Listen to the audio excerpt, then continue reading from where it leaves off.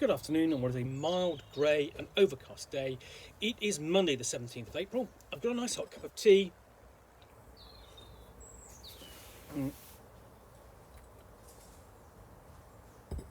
And a parcel to unbox. So, okay, work my way through this. It's coming. There we go. And this has been lent to me by my friend Neve, so I want to thank her for allowing me to do an unboxing of it. And what I've got here is Age of Empire by Harald Smith, and it is a source book, a RuneQuest role-playing in the Kingdom of Imtha, and it's available on the Jonstown Compendium. So this is from the community content program for RuneQuest role-playing in Glorantha and Quest Worlds, which was previously HeroQuest. And this will fit into what is known as your Glorantha. Will vary, it's not official, but it's going to be very close to what is official because it's going to be drawing from a lot of the same background material that has been previously published. So, Age of Empire, RuneQuest role-playing in the Kingdom of Imtha, Info overview, clan creation, character background, game master's guide, lunar provincial survey, rumours and legends, encounters and more. That's probably the most direct and simple blurb I've read in a while. Although it doesn't actually give you, obviously it doesn't actually give you a lot of information. But what we have got inside this rather nice hardback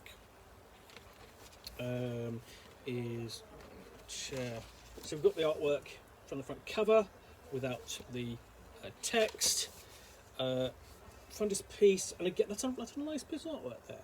Basically, and then the credits page, art references. So it's going to be using a lot of publicly available artwork. That's no bad thing if it's used judiciously in the right context. Dedication page, and we've got the contents page.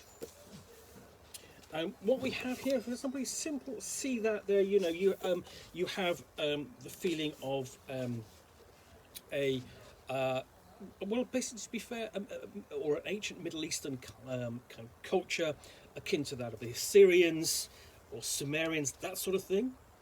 And got a bit of introduction forward. The author explains where the book has come from. He says, some 30 years ago, amidst the first RuneQuest Renaissance, I submitted a RuneQuest manuscript called Age of Empire to the then RuneQuest Tsar, Ken Rolston. The submission arose out of my personal RuneQuest Imtha campaign, which and essentially it's got a bit of history to the source material, and that's really very, very good, because essentially this is obviously come out of the author's let's have a look at I think it's Harald Smith's personal campaign, and you've got that background and information given in the foreword before he actually delves into the content. So this could have been official at one point. So, but we open up. So go through the forward, and then we go through to description of the Kingdom of Imtha. And I've got a map there, and so, unfortunately the map isn't in colour, but you can see from the map. Essentially, down here you've got Dragon Pass. Dragon Pass is where most of the action of the RuneQuest role-playing in Glorantha takes place. It's the primary setting for the book, and then you've got sort of like through the Lunar Empire, beyond the Lunar Empire, we've got the Kingdom of Imtha, which is really kind of far away. So if you really want to take, to play a role play a campaign set away from Dragon Pass, this is certainly one setting. You've also got essentially, so you've actually got the Lunar Empire and Tarsh there, so it's sort of like to the east of the Lunar Empire.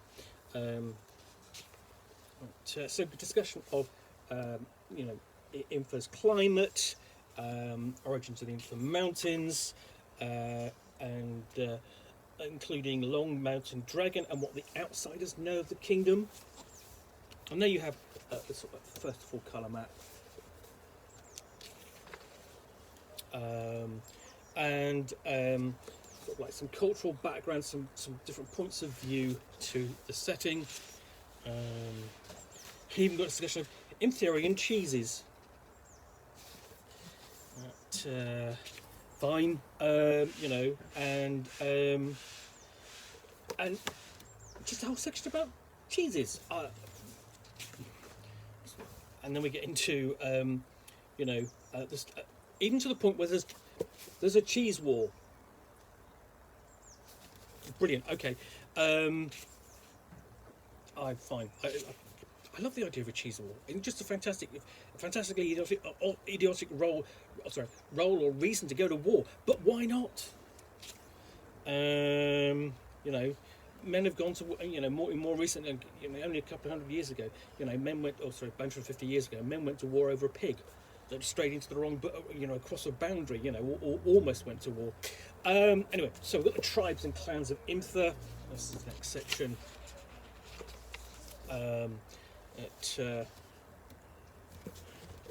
And so on. So we've got the different tribes: Laramie tribe, Mountain clans, East Wilds clans. So all there, and then breakdown of Imther tribes and clans by geography, and then a list of the pre-generated clans, because you are free to create your own. You've got pre-generated ones there, and you can tie it into the setting that the author has already written more easily with the pre-generated clans, but you can tie your own in there if you want to. So that's just customizing your own clan.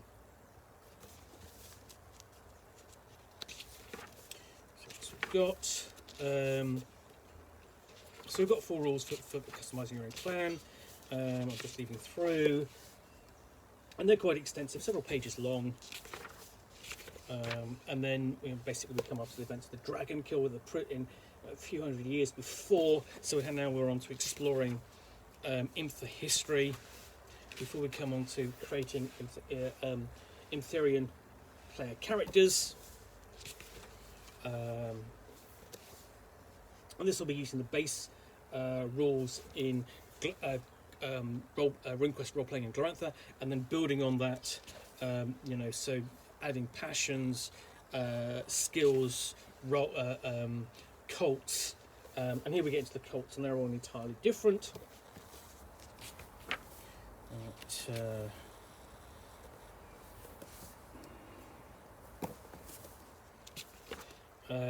And then we have, Imther's own mythology.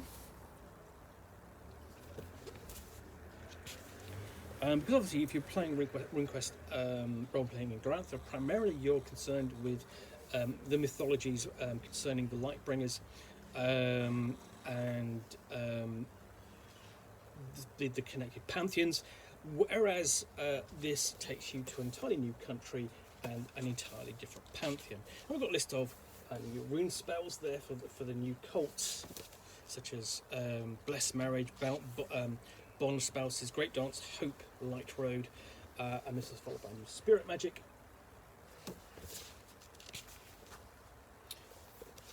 And the discussion of the spirit ways of Imther. Interesting things like Imtherian attitudes towards tricksters. Tricksters are always, sort of like are both valued and hated in most cultures throughout Glorantha. Seen as fools, but also, occasionally known for their wise words. So, more myth and legend. And then we have character background. So this is, whereas in RuneQuest Role-Playing Glorantha, you're taking your character through the events of the previous 5 years, involving in sort of leading up to to Dragonfall. This is the events for Imtherium characters.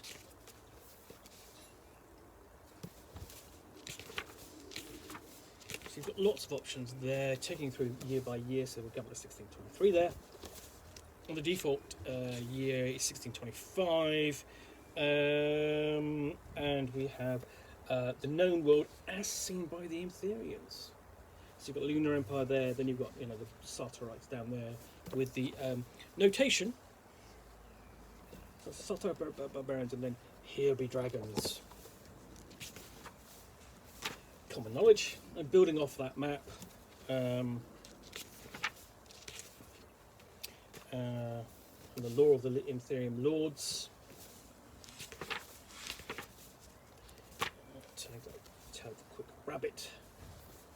So you've got mythology woven into the setting as well, and then we have the Game Master's Guide. So it's everything up there till there is available for players to peruse.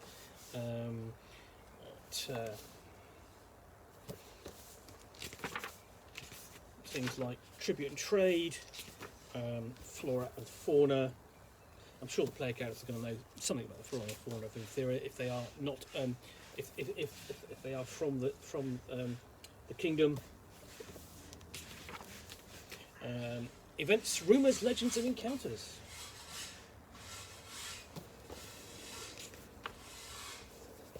So covering recent history.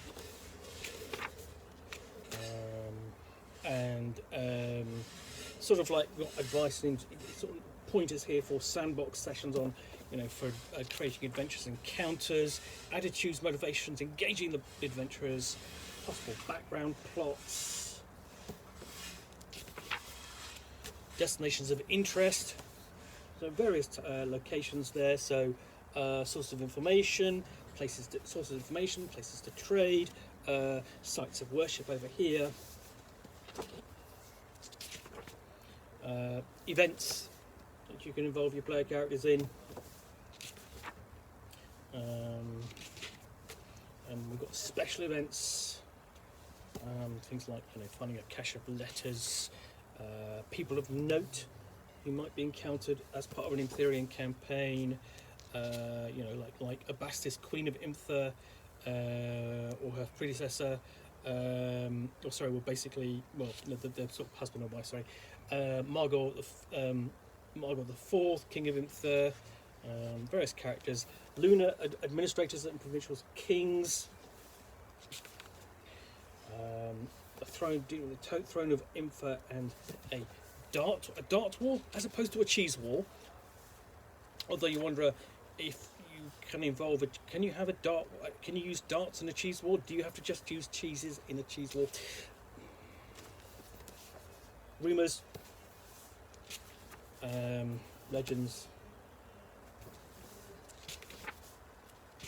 and more legends about the other races. So you've got a lot of information in here. We're covering the other races: elves, trolls, giants. And then we have some actual adventures. So we've got a first encounter, and common encounters. So you're getting sort of into content you actually use directly at the table. List of NPCs.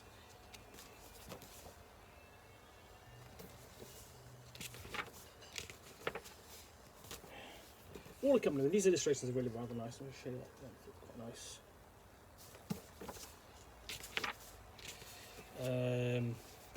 Possible encounters with dwarves. Dwarves you tend not to run into very often. But here you've got essentially common in Ethereum wisdom about dwarves, and then just discussing the motivations of dwarves, like gold dwarves, tin dwarves, iron dwarves, rock dwarves. So you're going to need the Glorantha beastry for their stats. So this is quite interesting. You don't normally encounter dwarves, but you've got an adventure where you do here, followed by stats. Or you've got stats for them. You're going to want some more background, which is presented in the bestiary. So that's quite a detailed scenario. Then we have Jonstown and the Gargoyle King. You've got several. So that's several adventures to help give your player character something to do and explore the region, and then the Lunar Provincial Survey. So this will be the gazetteer to the region, and it's all important, certainly for the Lunars, because a survey enables them to rate everything and then collect taxes. It's got a catalogue of Ethereum places.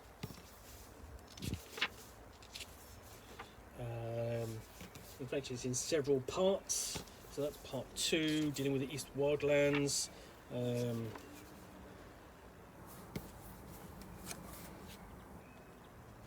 So yeah, part 3. Part 3 goes into the mountains.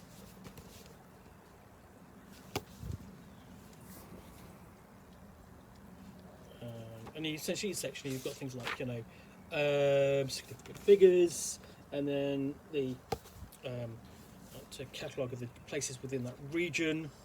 We also have a guide to the Imtha Kings. A more detailed background about King Magor IV, whose portrait appears earlier in the book. Got a Hilltown Gazetteer.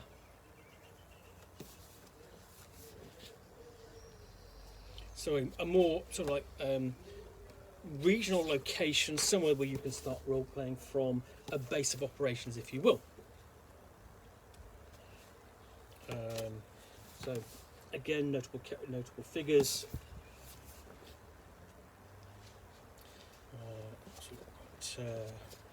Then we move still more. The 4th part of the Imperial Provincial Survey. This is the West Lowlands. And part 5. So part 5, let's just say both part 5 is New Lolon. So that doesn't have actually a map there, but so on. And then at the end here we've got extra material. We've got Soldier's Lament, a song, more details about Earthworld, part of the legends, the basically a Dark Wall silver bonus, additional pre-generated clans, just extra content bringing the book to a close. And then King Judas and Company, another NPC for the setting.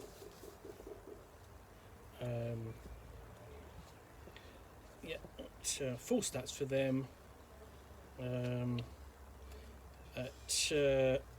then which brings the book to a close. So that's Edge of Empire, RuneQuest role-playing in the Kingdom of Imtha, available on the Jonstown Compendium. Well, I hope you've enjoyed this unboxing. If you have, please do click on the like button down below. And of course, if you've got any comments or feedback, I do appreciate you taking the time to post those. And lastly, if you want to be alerted to yet more unboxings in the Nook, where you see me out here with a package containing a book or game, which I'll unbox and chat about to the best extent of my knowledge for roughly 10 minutes or so, all of course accompanied by a nice hot cup of tea, then please do click on the subscribe button down below. I want to thank Neve for letting me do an unboxing of her book, and of course thank you once again for watching another unboxing in the Nook. Be back again soon with another one. Bye for now.